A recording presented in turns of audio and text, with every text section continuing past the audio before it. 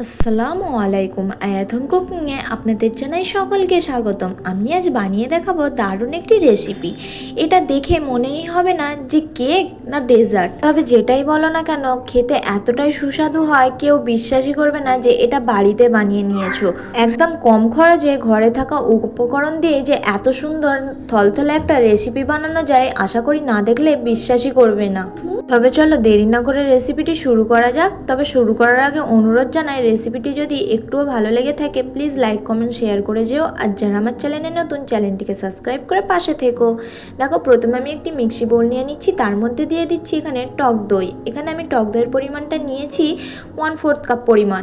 এখানে টক দইটা যদি ফ্রিজে থাকে ফ্রিজ থেকে বার করে রাখতে হবে। এখানে সবগুলো উপকরণ আমি রুম টেম্পারেচারে থাকা ইউজ করব। রুম টেম্পারেচারে থাকা ইউজ করতে হবে, না বেশি ঠান্ডা না বেশি গরম। দেখো, টক দইয়ের মধ্যে দিয়ে দিচ্ছি 1 চা চামচ পরিমাণ ভ্যানিলা এসেন্স। আমি এখানে ভ্যানিলা এসেন্স ইউজ করছি, তবে তোমরা চাইলে যে কোনো ফ্লেভার অ্যাড করতে পারো। এবার দেখো দিয়ে দিচ্ছি ভরে ভরে 2 টেবিল চামচ পরিমাণ চিনি। এখানে আমি চিনিটা একটু সহজভাবে বা তাড়াতাড়ি হওয়ার জন্য আমি গুঁড়ো করে নিয়েছি, তবে তোমরা চাইলে নর্মাল চিনিটাও ইউজ করতে পারো। এবার টক দই চিনিটা খুব সুন্দরভাবে মিক্স করে নিতে হবে। মিক্স করা হয়ে গেলে দিয়ে দিচ্ছি এখানে 2 টেবিল চামচ পরিমাণ সাদা তেল। এখানে সাদা তেলের বদলে তোমরা চাইলে নর্মাল বাটার বা ঘিটাও ইউজ করতে পারো। এবার দেখো, তেলটা টক দইয়ের মধ্যে খুব ভালোভাবে মিক্স করতে হবে যাতে একটা ক্রিমি টেক্সচার এসে যায় আর তেলটা খুব সুন্দরভাবে টক দইয়ের মধ্যে মিক্স হয়ে যায়। দেখবে একটু মিক্স করতে করতে টক দইটা একটা ক্রিমি টেক্সচার এসে গেছে। সেই পর্যায়ে আমি এখানে দিয়ে দেব শুকনো উপকরণ। তার জন্য একটা স্টিনার নিয়ে নিয়েছি, তার মধ্যে দিয়ে দিচ্ছি 1 কাপ পরিমাণ এখানে ময়দা। এখানে ময়দাটা আমি প্রথমে চেলে নেব। তার জন্য দেখো এখানে 1 কাপ, একটা স্টিনারের মধ্যে দিয়ে দিচ্ছি 1 কাপ ময়দা। এখানে আমি মেজারিং কাপটা ইউজ করছি, তবে তোমরা চাইলে যে কোনো কাপ বাটির মাপ করে নিয়ে নিতে পারো। এবার দেখো ওর মধ্যে দিয়ে দিচ্ছি 1 চা চামচ পরিমাণ বেকিং পাউডার। এখানে বেকিং পাউডারটা ইউজ করতে হবে, বেকিং সোডাটা না, অবশ্যই বেকিং পাউডারটা ইউজ করতে হবে। এবার দেখো শুকনো উপকরণগুলো আমি ভালো করে চেলে নেব যাতে কোনো লাম্পস না থাকে। লাম্পস থাকলে একদমই ভালো হবে না। এবার দেখো এখানে দিয়ে দেবো স্বাদ অনুযায়ী লবণ। লবণটা দেওয়াটা অপশনাল, তোমরা চাইলে স্কিপও করতে পারো, তবে টেস্টটা একটু ব্যালেন্স রাখে লবণটা দিলে, তাই আমি এখানে লবণটা ব্যবহার করলাম। এবার শুকনো উপকরণগুলো সব কিছু এইভাবে করে একটু মিক্স করে নেব। এবার আমি এখানে দিয়ে দেবো দুধ। দুধ দিয়ে একটা ব্যাটার তৈরি করে নিতে হবে। দুধটা আমি আগে থেকে জাল করে ঠান্ডা করে রেখেছিলাম। এখানে গরম, খুব বেশি গরমও না আবার খুব বেশি ঠান্ডাও না, রুম টেম্পারেচারে থাকা এখানে সব কিছু ইউজ করতে হবে। এবার দেখো অল্প অল্প করে দুধ দেবো আর মিক্স করতে থাকবো। একবারই দুধ দিয়ে দিলে কি হবে, ব্যাটারটা ঠিক মতন হবে না, খুব বেশি পাতলা হয়ে যাবে। তাই অল্প অল্প করে মিক্স করতে থাকবো আর ব্যাটারটা মিক্স করতে থাকবো। এইভাবে করে এই ব্যাটারটা তৈরি করে নিতে হবে। অল্প অল্প করে দুধ দেবো আর এইভাবে করে মিক্স করতে হবে। যদি একবারে দুধটা ঢেলে দেওয়া হয় তাহলে ব্যাটারটা ঠিক মতন হবে না, পাতলা হয়ে যেতে পারে। পাতলা হয়ে গেলে রেসিপিটা একদমই ভালো হবে না। একটু সময় ধরে ভালো করে ফেটিয়ে নিতে হবে। তবে ইলেকট্রিক বিটার থাকলে কাজটা সহজ হয়, তবে সবার বাড়িতে তো আর ইলেকট্রিক বিটার থাকে না, তাই হাতের মধ্যে এইভাবে করে একটু সময় ধরে করে নিলেই দেখবে খুব সুন্দরভাবে একটা ব্যাটার তৈরি হয়ে যাবে। দেখো এখানে আমার ব্যাটারটা তৈরি হয়ে গেছে। এবার আমি দেখিয়ে দিচ্ছি যে কতটা ঘন বা কতটা পাতলা রাখতে হবে। আশা করি দেখে নিশ্চয়ই বুঝতেই পারছো। চামচের গায়ে খুব মোটাও না খুব পাতলাও না, একটা লেয়ার যুক্ত থাকবে। আশা করি দেখে বুঝতেই পারছো যে ব্যাটারটা কতটা ঘন রাখতে হবে। ঠিক এমন একটা ব্যাটার তৈরি করে নিতে হবে। এবার এটা আমি সাইডে রেখে দিচ্ছি। অন্যদিকে চলে যাচ্ছি চুলার দিকে। চুলার মধ্যে বসিয়ে দিয়েছি একটি তাওয়া। এখানে নন স্টিক বা এমনি তাওয়া নিলেও হয়ে যাবে, কোনো অসুবিধা হবে না, তবে তেলটা একটু ব্রাশ করে নিতে হবে। ননস্টিক তাওয়ার মধ্যে কি একবার তেল ব্রাশ করলে অনেকগুলো পিঠা বানানো যায়, আর যদি লোহার তাওয়া নেওয়া হয় তাহলে বারবার তেল ব্রাশ করতে হবে। তাই চেষ্টা করবেন একটু ননস্টিক তাওয়া নেওয়ার, তবে ননস্টিক না হলেও এমনি লোহার তাওয়াতেও খুব সুন্দরভাবে হয়ে যাবে। প্রথমে আমি তেল ব্রাশ করে নিয়েছি। তেলটা ব্রাশ করে এবার তাওয়াটা খুব সুন্দরভাবে গরম করে নেব। এখানে খুব বেশি গরম করা যাবে না, মিডিয়াম ফ্লেমে তাওয়াটা গরম করতে হবে। খুব বেশি গরম হয়ে গেলে তাহলে দেখবে ব্যাটারটা হাতার সাহায্যে উঠে আসবে। এবার দেখো তাওয়াটা গরম হয়ে গেলে এক হাতা করে আমি এইভাবে করে ব্যাটারটা দিয়ে একটু গোল গোল করে একটু বড় করে নেব, পাতলা করে নেব। এবার রুটিটা খুব বেশি মোটাও না আবার খুব বেশি পাতলাও না, এখানে পছন্দ মতন একটু বড় বা ছোট করে নিতে পারো। দেখো এবার যখন ওপরটা শুকিয়ে আসবে সেই পর্যন্ত অপেক্ষা করতে হবে, আর গ্যাসের ফ্লেমটা অবশ্যই লোতে রেখে বানাতে হবে, নাহলে দেখবে নিচেই কালার চলে আসবে আর ভিতর থেকে একদম কাঁচা রয়ে যাবে। তাই গ্যাসের ফ্লেমটা লোতে রেখে বানাবার চেষ্টা করবে। দেখো এখানে আমার একটা বানানো হয়ে গেছে। আশা করি দেখে নিশ্চয়ই বুঝতেই পারছো যে কিভাবে আমি বানিয়েছি।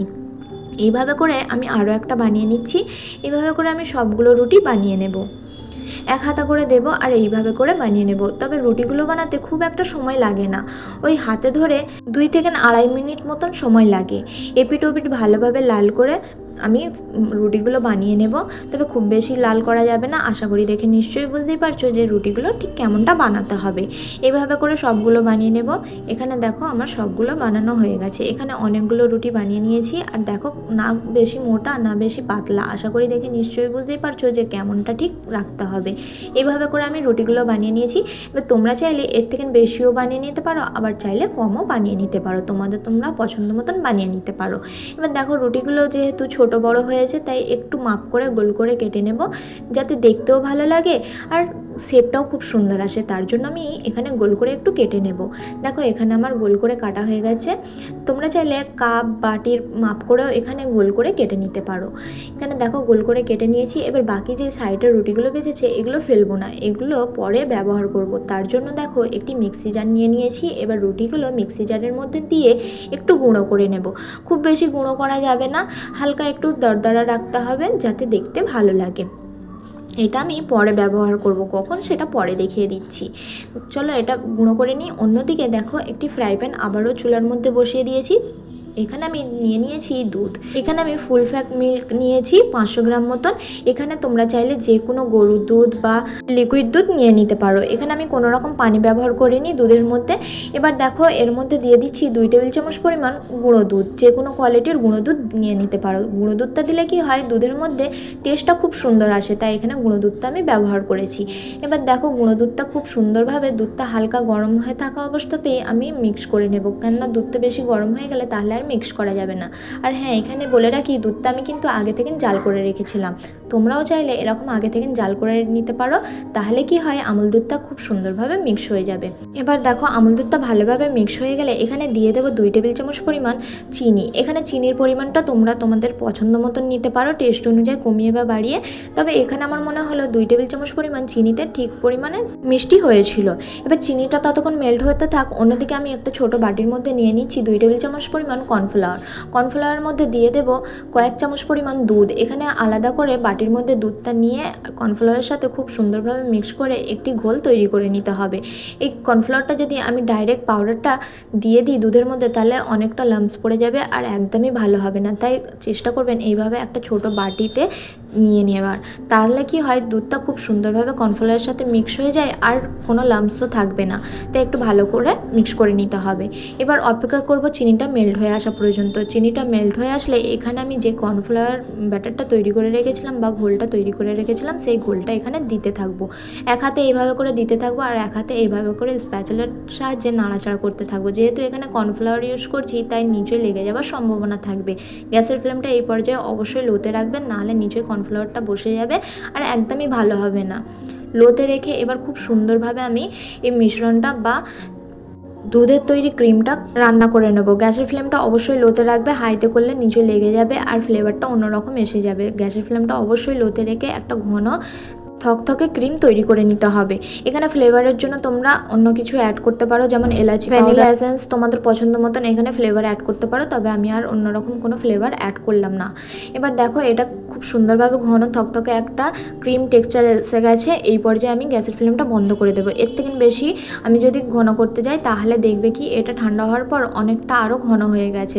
এইটা বেশি আর ঘন করা যাবে না, এটা ঠান্ডা হতে রেখে দেবো। অন্যদিকে দেখো আমি যে মিক্সি জারের মধ্যে রুটিগুলো গুঁড়ো করতে দিয়েছিলাম সেই গুঁড়োগুলো হয়ে গেছে। ঠিক এমন একটা গুঁড়ো তৈরি করতে হবে। এবার দেখো সাইডে রেখে দিচ্ছি ক্রিমটা, আর যে রুটিগুলো বানিয়ে রেখেছি সেই রুটিগুলো এবার নিয়ে নেব। প্রথমে একটা রুটি এইভাবে করে দিয়ে দিচ্ছি আর যে ক্রিমটা বানিয়ে রেখেছিলাম সেই ক্রিমটা নিয়ে নিচ্ছি। ক্রিমটা অবশ্যই ঠান্ডা করে নিতে হবে, রুম টেম্পারেচারে আসা পর্যন্ত ঠান্ডা করে নিতে হবে। দেখো এবার প্রথমে একটা রুটি নেব আর এইভাবে করে স্প্যাচুলারের সাহায্যে এইভাবে করে ক্রিমটা লাগিয়ে নেব। এখানে পছন্দ মতন পরিমাণ মতন এখানে দিয়ে দিতে হবে ক্রিমটা, আর ভালোভাবে স্প্রেড করে নিতে হবে ক্রিমটা চারিদিকে, যাতে কোনো অংশে বাদ না থাকে। যেদিক থেকে নিয়ে খাওয়ার চেষ্টা করবেন যেন ফ্লেভারটা একরকম থাকে, তাই চারিদিকে স্প্রেড করে দিতে হবে। দেখো একটাতে আমি ক্রিম লাগিয়ে নিয়েছি, এবার আরও একটা রুটি নিয়ে এইভাবে করে ওপরে লাগিয়ে দিচ্ছি। আবারও সেম প্রসেসটি ফলো করে একইভাবে আমি ক্রিম লাগিয়ে নেব। এইভাবে করে প্রত্যেকটা রুটির মধ্যে একটার পর আমি একটা লাগিয়ে নেব। একের পর একের ক্রিম লাগিয়ে একের পর এক পিঠে উপরে উপরে লেয়ার করে নেব। এখানে তোমরা তোমাদের পছন্দ মতন লেয়ার করতে পারো, তোমাদের পছন্দ মতন রুটি বানিয়ে যতটা প্রয়োজন ততটা এখানে লেয়ার করে নিতে পারো, কোনো অসুবিধা নেই। চাইলে তোমরা এর থেকে বেশিও করতে পারো, আবার চাইলে এর থেকে কমও করতে পারো। দেখো একইভাবে আমি সবগুলো কিন্তু একইভাবে রেডি করে নেব। এই পর্যন্ত যারা আমার ভিডিও দেখছো, এখনও যারা লাইক করোনি প্লিজ একটা লাইক করে দিও, আর একটা সুন্দর কমেন্ট করে যেও কেমন হয়েছে রেসিপিটি জানাতে ভুলো না। আর যদি আমার চ্যানেলে নতুন হয়ে থাকো, এখনও যারা চ্যানেলটি সাবস্ক্রাইব করোনি প্লিজ সাবস্ক্রাইব করে দিও। দেখো এখানে আমি একের পর একে সব রুটিগুলো লাগিয়ে নিয়েছি। এবার শেষে যে রুটিটা ছিল সেটা এবার ক্রিমের সাহায্যে আমি কভার করে নেব। যেভাবে কেকের গায়ে ক্রিম দিয়ে কভার করা হয় সেরকম আমি কেকের গায়ের মতন করে চারিদিকটা কভার করে নেব, যাতে কোনো অংশে দেখা না যায় যে রুটিগুলো দেখা যাচ্ছে। খুব সুন্দরভাবে এখানে কভার করে নিতে হবে, যাতে দেখতেও ভালো লাগে আর ফ্লেভারটাও ভালো আসে। একটু হাতের সাহায্যে আলতো হাতে একটু সময় ধরে একটু স্প্রেড করে নেবে, তাহলে দেখতেও ভালো লাগবে আর খেতেও ভালো লাগবে। আশা করি দেখে নিশ্চয়ই বুঝতেই পারছো যে কেমন করে আমি এটা বানাচ্ছি। এটা কিন্তু আমি যেদিন বানিয়েছি তার পরের দিন আপলোড দিচ্ছি। এটা খেতে কিন্তু অসাধারণ হয়েছিল, একটিবার হলেও ট্রাই করে দেখতে পারো। খেতে কিন্তু খুবই মজার হয়, একদম কম উপকরণে আর কম খরচার মধ্যে বাড়িতে থাকা উপকরণ দিয়ে খুব সহজে বানিয়ে নিতে পারবে। আশা করি খেলেও ভালো লাগবে, ছোটো থেকে বড় সকলেই পছন্দ করবে। আর এটা বানিয়ে তোমরা চাইলে 5 থেকে 6 দিন ফ্রিজের মধ্যে স্টোর করে রেখে দিতে পারো, নর্মাল ফ্রিজে। খেতে কিন্তু খুবই ভালো লাগে। দেখো এখানে আমি চারিদিকে কিন্তু লাগিয়ে নিয়েছি ক্রিমটা। এবার দেখো এর মধ্যে আমি দিয়ে দেব যে আমি গুঁড়ো করে রেখেছিলাম পিঠেতে মিক্সি জারে, সেই পিঠেটা ওপর থেকে আমি এইভাবে করে একটু ছড়িয়ে দেব, যাতে ফ্লেভারটাও ভালো আসে আর খেতেও ভালো লাগে। এভাবে করে ওপরে ছড়িয়ে দিতে হবে আর চারিদিকে গায়ের মধ্যে লাগিয়ে দেবো।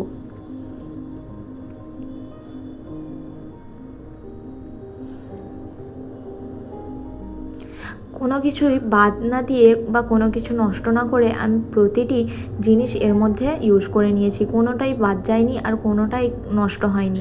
আশা করি দেখে নিশ্চয়ই বুঝতেই পেরেছো যে কতটা সহজ আর কতটা মজার লোভনীয় একটা রেসিপি তৈরি হয়ে গেল। আশা করি দেখে তোমাদের ভালো লেগে থাকবে। যদি ভালো লেগে থাকে প্লিজ তোমাদের বন্ধুদের মধ্যে শেয়ার করে দিও, আর একটি লাইক কমেন্ট শেয়ার করে যেও।